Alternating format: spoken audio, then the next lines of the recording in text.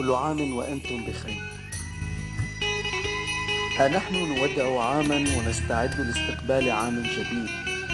التقينا وافترقنا وتعاهدنا ونقضنا، وبرغم رحيل تلك السنة يبقى في عقولنا أشياء لن ترحل.